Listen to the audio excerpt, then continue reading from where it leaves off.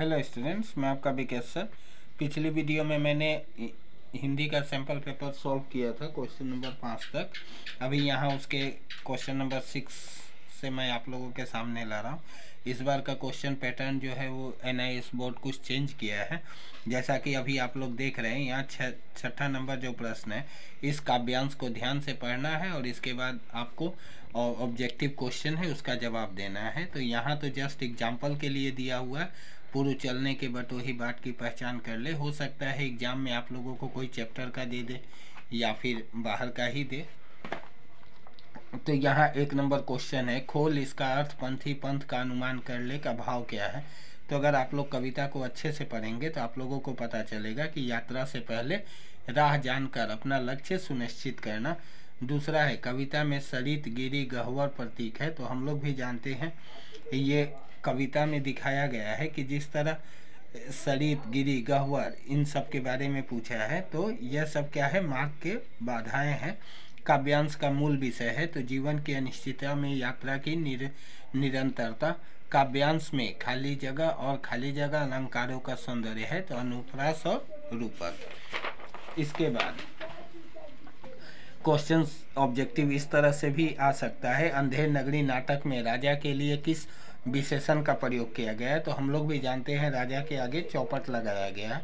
इसके बाद अथवा बोल के दे सकता है, बहादुर शीर्षक कहानी में लेखक के पुत्र का नाम क्या है। तो किशोर। फोटो के नीचे छपी सूचना को अखबार की भाषा में कहते हैं। तो ये बहुत ही इंपॉर्टेंट क्वेश्चन है, कैप्शन। अथवा शतरंज के खिलाड़ी कहानी का उद्देश्य। तो शतरंज के खिलाड़ी के कहानी का उद्देश्य है गुलामी के कारणों के प्रति सचेत करना।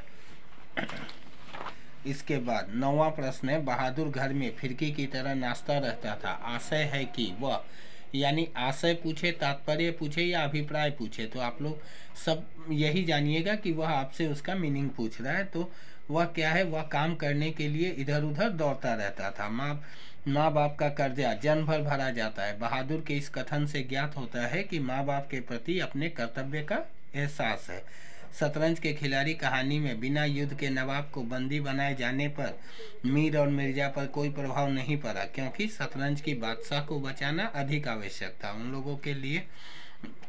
शतरंज के खिलाड़ी कहानी का यह संवाद, घास तो आपके अब्बाजान छीलते होंगे, यहाँ तो पीढ़ियों से शतरंज खेलते चले आ रहे हैं, संकेत करता है तो मीर की प्रतिकार भावना को। इसके बाद 11वां जो प्रश्न है, आपने अपने मित्र को पत्र लिखा है, यह पत्र किस प्रकार का होगा। तो हम लोग भी जानते हैं पत्र 2 प्रकार के होते हैं, औपचारिक और अनौपचारिक। तो जो भी हम लोग मित्र वगैरह को, मित्र हो या कोई फैमिली मेम्बर्स हो, तो उसको हम लोग अनौपचारिक पत्र बोलते हैं। इसके बाद विस्तार से कही गई बात को कम शब्दों में व्यक्त करने की कला सार लेखन कहलाती है। जैसा कि आप लोग को एग्जाम में भी आएगा। 12वां जो है, अंधेर नगरी पाठ में टके शेर भाजी टके शेर खाजा शब्द कथन में निहित व्यंग का अर्थ है गुणों और मूल्य की कदर नहीं है। सभी का भाव क्या था, उसमें टके शेर ही था। अंधेर नगरी पाठ में महंत ने नगर छोड़कर जाने का निर्णय किया क्योंकि भावी संकट की आशंका थी। समाचार स्रोत में यह शामिल नहीं होता कि समाचार कैसे प्राप्त हुआ है। अखबार का संपादकीय खाली जगह पर आधारित होता है, तो समाचारों पर आधारित होता है। इसके बाद 14वां जो प्रश्न है, इसमें से कोई भी 2 आप लोगों को करना है। तो नाखून क्यों बढ़ते हैं, पाठ के लेखक हजारी प्रसाद द्विवेदी। नाखून क्यों बढ़ते हैं, पाठ में लेखक ने महात्मा गांधी की विचारधारा की ओर संकेत किया। अंधेर नगरी नाटक के लेखक जयशंकर प्रसाद है। अंधेर नगरी नाटक के अभिनेता तत्व के कारण वह अन्य विद्याओं से भिन्न है। 15वां प्रश्न है, निम्नलिखित संवाद किस पात्र के हैं। कोई भी 2 बोलना है आप लोगों को। देख बे, मेरा काम सबसे पहले होना चाहिए, तो किशोर। बच्चा बहुत लोभ नहीं करना, महंत। इतनी लौ खुदा से लगते तो वली हो जाते, बेगम साहिबा ने कहा था। मैं समझ रही थी कि शहर मेरा स्वागत करेगा, गौरैया। सही गलत बताना है, कोई भी 2। तो नाखून क्यों बढ़ते हैं, पाठ में पशुता से आशय है बुरी प्रवृत्तियां, तो सही है। विज्ञापन का उद्देश्य भाषा शिक्षण होता है, गलत। व्यापार जगत के समाचारों की भाषा में बनावटी शब्दों का प्रयोग किया जाता है, गलत। बहादुर चोरी के झूठे आरोप के कारण घर से भाग जाता है, सही बात।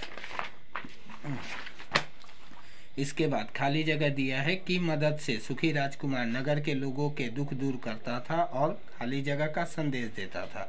तो गौरैया की मदद से, और दूसरा है निस्वार्थ प्रेम का संदेश देता था।